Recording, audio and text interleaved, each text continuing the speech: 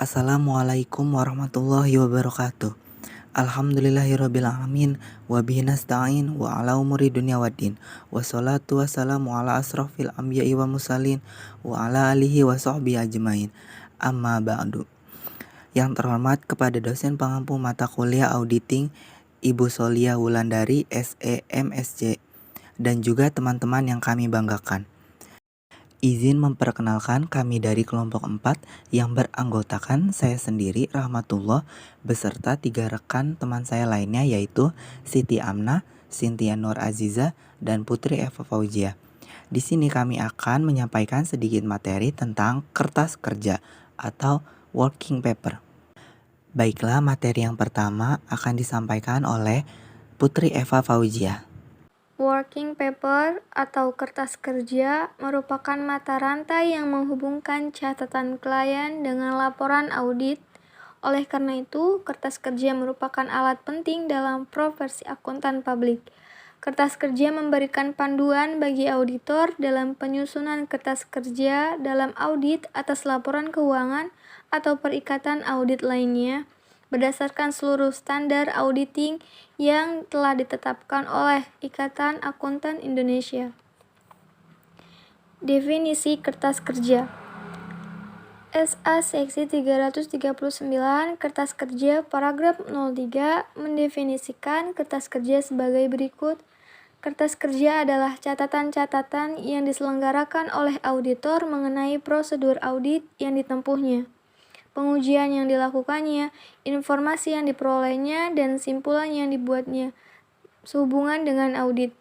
Contoh, kertas kerja adalah program audit hasil pemahaman terhadap pengendalian intern, analisis, memorandum, surat konfirmasi, representasi klien, ikhtiar, dan dokumen-dokumen perusahaan, dan daftar atau komentar yang dibuat atau diperoleh auditor. Kertas kerja tidak hanya berwujud kertas, namun dapat pula berwujud pita magnetik, film, atau media lainnya. Isi kertas kerja. Menurut SA Seksi 339 Kertas Kerja Paragraf 05, kertas kerja harus cukup memperlihatkan catatan akuntansi cocok dengan laporan keuangan atau informasi lain yang dilaporkan standar auditing yang dapat diterapkan telah dilaksanakan oleh auditor. Kertas kerja harus berisi dokumentasi yang memperlihatkan 1. Telah dilaksanakannya standar pekerjaan lapangan pertama, yaitu pemeriksaan telah direncanakan dan disupervisi dengan baik.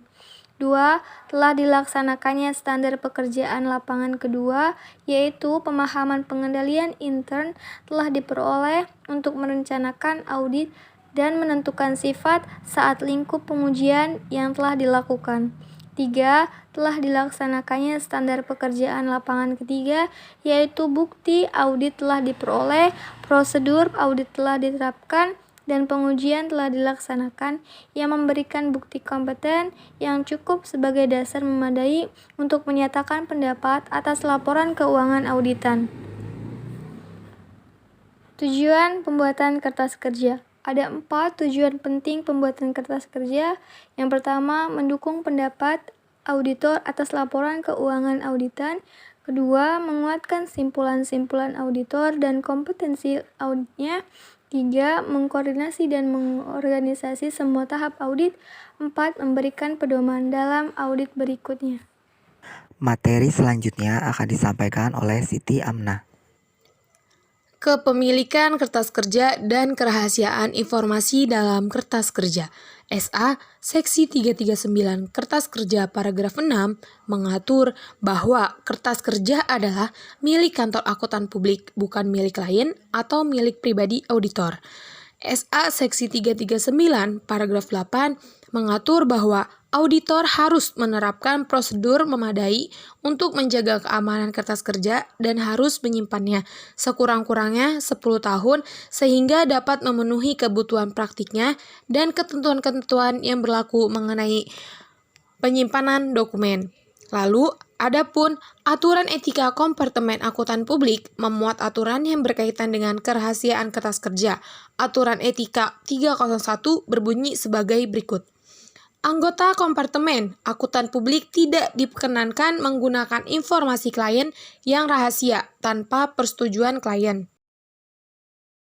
Faktor-faktor yang harus diperhatikan oleh auditor dalam pembuatan kertas kerja. Kecakapan teknis dan keahlian profesional seseorang auditor independen akan tercermin pada kertas kerja yang telah dibuatnya. Untuk membuktikan bahwa seseorang merupakan auditor yang kompeten dalam melaksanakan pekerjaan lapangan sesuai dengan standar auditing, ia harus dapat menghasilkan kertas kerja yang benar-benar bermanfaat. Untuk memenuhi tujuannya, ada 5 faktor yang harus diperhatikan. Yang pertama, harus lengkap. Maksudnya, kertas kerjanya harus dilengkapi dengan A. Berisi semua informasi yang pokok. Auditor harus dapat menentukan komposisi semua data penting yang harus dicantumkan dalam kertas kerja. Lalu, B. Tidak memerlukan tambahan penjelasan secara lisan, karena kertas kerja akan diperiksa oleh auditor senior untuk menentukan cukup atau tidaknya pekerjaan audit yang telah dilaksanakan oleh stafnya. Lalu yang kedua adalah teliti. Dalam pembuatan kertas kerja, auditor harus memperhatikan ketelitian dalam penulisan dan perhitungan sehingga kertas kerjanya bebas dari kesalahan tulis dan diperhitungan. Lalu yang ketiga, adanya ringkas. Kadang-kadang auditor yang belum berpengalaman melakukan kesalahan dan melaksanakan audit yang tidak relevan dengan tujuan audit.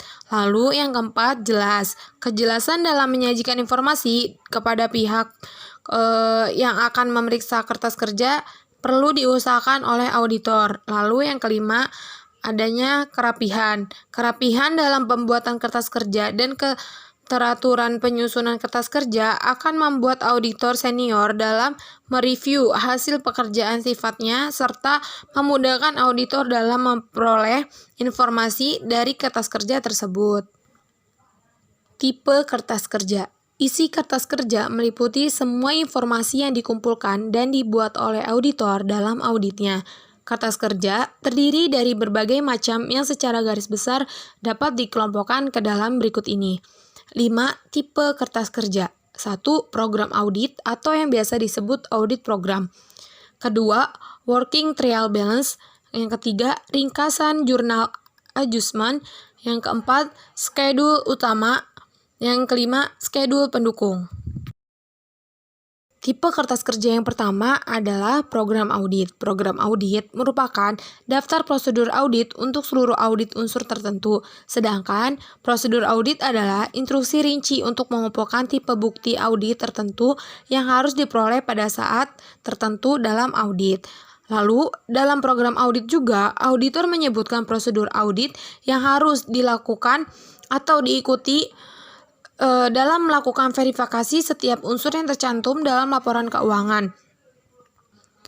Tanggal dan para pelaksanaan prosedur audit tersebut, serta penunjukan indeks kertas kerja yang dihasilkan. Dengan demikian, program audit berfungsi sebagai suatu alat yang bermanfaat untuk menetapkan jadwal pelaksanaan dan pengawasan pekerjaan audit. Program audit dapat digunakan untuk merencanakan jumlah orang yang diperlukan untuk melaksanakan audit beserta komposisinya, jumlah asisten dan auditor junior yang akan ditugas, taksiran, jam yang akan dikonsumsi, serta untuk memungkinkan auditor yang berperan sebagai supervisor dapat mengikuti kemajuan audit yang sedang berlangsung.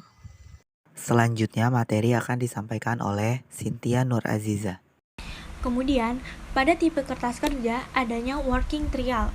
Working trial balance adalah suatu daftar yang berisi saldo-saldo akun buku besar pada akhir tahun yang diaudit dan pada akhir tahun sebelumnya.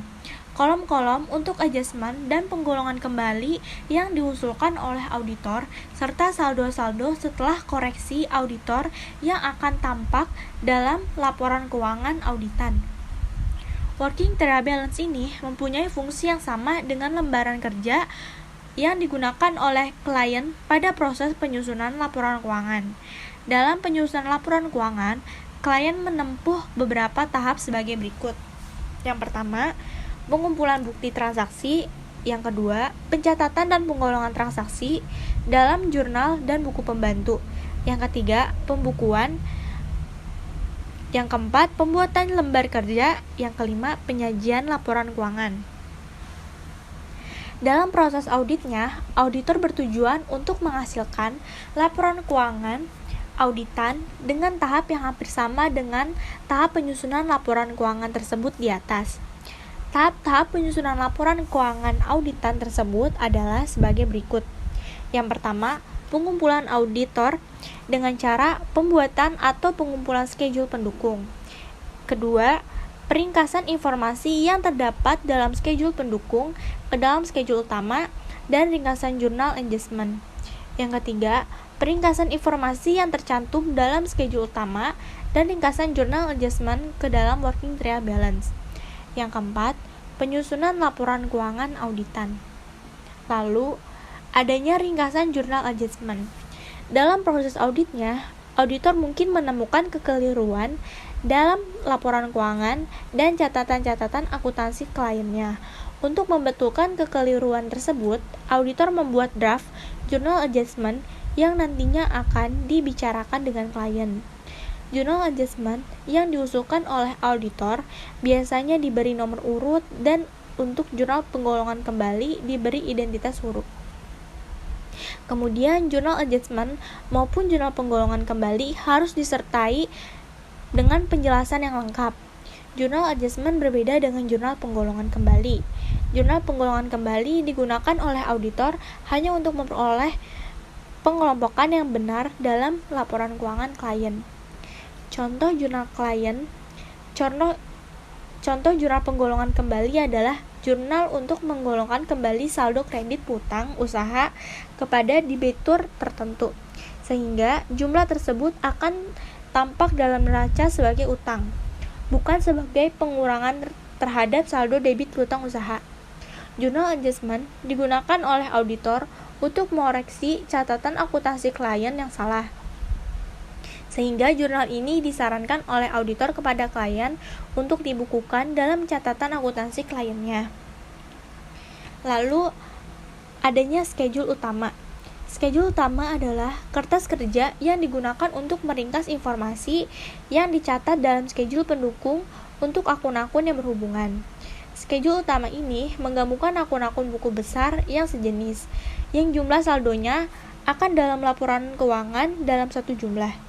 Schedule utama mempunyai kolom yang sama dengan kolom-kolom yang working trial balance. Jumlah total tiap-tiap kolom dalam schedule utama dipindahkan ke dalam kolom yang berkaitan dengan working trial balance. Selanjutnya, schedule pendukung. Pada waktu auditor melakukan verifikasi terhadap unsur-unsur yang tercantum dalam laporan keuangan klien, ini membuat berbagai macam kertas kerja pendukung yang menguatkan informasi keuangan dan operasional yang dikumpulkannya. Dalam setiap schedule pendukung harus dicantumkan pekerjaan yang telah dilakukan oleh auditor dalam memverifikasi dan menganalisis unsur-unsur yang dicantumkan dalam daftar tersebut. Metode verifikasi yang digunakan pertanyaan yang timbul dalam audit, serta jawaban atas pertanyaan tersebut. Schedule pendukung harus memuat juga berbagai kesimpulan yang dibuat oleh auditor. Selanjutnya, materi akan disampaikan oleh saya sendiri. Pemberian indeks pada kertas kerja. Pemberian indeks terhadap kertas kerja akan memudahkan pencarian informasi dalam berbagai daftar yang terdapat di berbagai tipe kertas kerja. Setiap auditor mempunyai cara tersendiri mengenai cara pemberian indeks kertas kerja.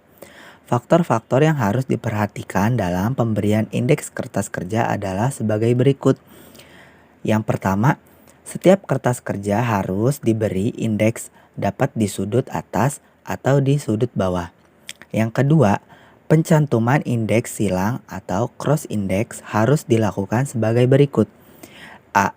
Indeks silang dari schedule pendukung ke schedule utama. B. Indeks silang dari schedule akun pendapatan dan biaya. C. Indeks silang antar schedule pendukung. D. Indeks silang dari schedule pendukung ke ringkasan jurnal adjustment. E. Indeks silang dari schedule utama ke working trial balance. F. Indeks silang dapat digunakan pula untuk menghubungkan program audit dengan kertas kerja. Yang ketiga, jawaban konfirmasi pita mesin hitung, printout komputer, dan sebagainya tidak diberi indeks kecuali jika dilampirkan di belakang kertas kerja yang berindeks. Metode pemberian indeks kertas kerja. Ada 3 metode pemberian indeks terhadap kertas kerja. Yang pertama, indeks angka. Contohnya 6 skedul utama kas, 61 kas di bank, 62 konfirmasi bank, 63 kas kecil. Yang kedua, indeks kombinasi angka dan huruf. Contohnya A skedul utama kas, A1 kas dari bank, A2 konfirmasi bank, A3 dana kas kecil. Yang ketiga, indeks langkah berurutan kertas kerja diberi kode angka yang berurutan. Contohnya 1 skedul utama kas, 2 kas dan bank, 3 konfirmasi bank, 4 dana kas kecil. Susunan kertas kerja. Berbagai tipe kertas kerja harus disusun secara sistematik dan dalam urutan yang logis. Akuntan senior yang akan mereview kertas kerja biasanya menghendaki susunan kertas kerja dalam urutan berikut ini. Yang pertama, draft laporan audit atau audit report. Yang kedua, laporan keuangan auditan. Yang ketiga, ringkasan informasi bagi reviewer. Yang keempat, program audit. Yang kelima, laporan keuangan atau lembar kerja worksheet yang dibuat oleh klien. Yang keenam, ringkasan jurnal adjustment. Yang ketujuh, working trial balance. Yang kedelapan, skedul utama. Dan yang kesembilan, skedul pendukung. Selanjutnya, pengarsipan kertas kerja. Auditor biasanya menyelenggarakan 2 macam arsip kertas kerja untuk setiap kliennya. 1. Arsip audit tahunan untuk setiap audit yang telah selesai dilakukan, yang disebut arsip kini atau Auren file. 2. Arsip permanen atau permanent file untuk data yang secara relatif tidak mengalami perubahan. Arsip kini berisi kertas kerja yang informasinya hanya mempunyai manfaat tahun yang diaudit saja. Arsip permanen berisi informasi berikut ini. Yang pertama, kopi anggaran dasar dan anggaran rumah tangga klien. Yang kedua, bagian organisasi dan luas wewenang serta tanggung jawab para manajer. Yang ketiga, pedoman akun, pedoman prosedur, dan data lain yang berhubungan dengan pengintern. Yang keempat, kopi surat perjanjian penting yang mempunyai masa lalu jangka panjang. Yang kelima, tata letak pabrik, proses produksi, dan produk pokok perusahaan. Yang keenam, kopi notulen rapat direksi, pemegang saham, dan komite-komite yang pembentukan arsip permanen ini mempunyai 3 tujuan, yaitu yang ke-1 untuk menyegarkan ingatan auditor mengenai informasi yang akan digunakan dalam audit tahun-tahun mendatang. Yang kedua, untuk memberikan ringkasan mengenai kebijakan dan organisasi klien bagi staf yang baru pertama kali menangani audit laporan keuangan klien tersebut. Yang ketiga, untuk menghindari pembuatan kertas kerja yang sama dari tahun ke tahun. Informasi dalam arsip permanen ini harus selalu diperbaharui pada setiap kali audit. Baiklah, cukup sekian materi yang bisa kami sampaikan. Semoga bisa dimengerti oleh teman-teman sekalian. Kurang lebihnya mohon maaf. Wabillahi taufiq wal hidayah. Wassalamualaikum warahmatullahi wabarakatuh.